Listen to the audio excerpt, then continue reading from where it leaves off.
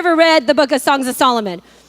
How many of you go, it was a little bit too gushy for me, or I just got a little scared by this book, all right? Well, really, it's a romance is alive and strong and growing, and it's in full bloom.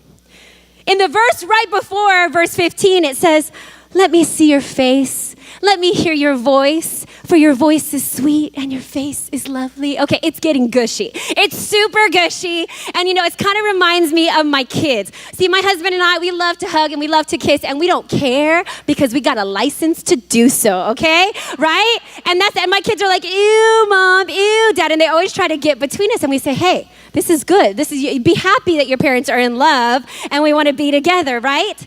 But the interesting thing is in the next verse, it talks about these foxes.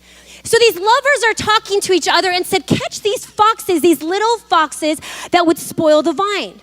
See, these are potential threats to their relationship. See, they have goo-goo eyes towards each other. They're all wrapped up. And how many of you know when you're in love, it's kind of like no one else is around. Nothing bad's ever going to happen. You see all the good in him, but none of the bad things. But here, there's almost like a warning that says, wait a minute, even though we're in love and everything's going great, watch out for those threats. Watch out for the potential hazards that try to come. Those little foxes are things at times that are overlooked. The careless things we don't think about. They want the dangers and obstacles and threats to be removed from their relationship so that their relationship can be in full bloom.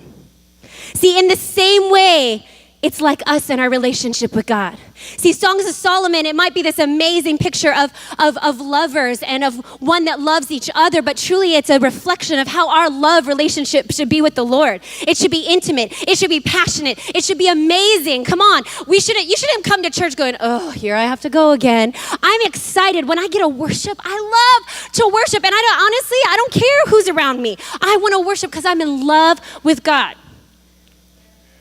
When you're in young love, you don't really care who's around you, right? You'll make a fool of yourself. Come on. Well, some of us need to just be fools for Jesus, all right?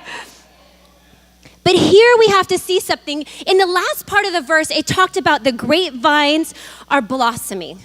Now, when I did some study on the grapevines and the whole orchard and how it works, when it talks about blossoming, it means that right before the grapes begin to burst out and begin to grow, there's these little flowers that are in blossom. And that's a sign that it's about ready. The harvest is about ready to come.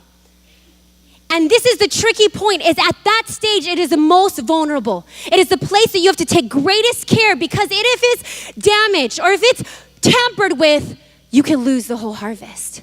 See, I believe in our church, we are in that kind of season right now.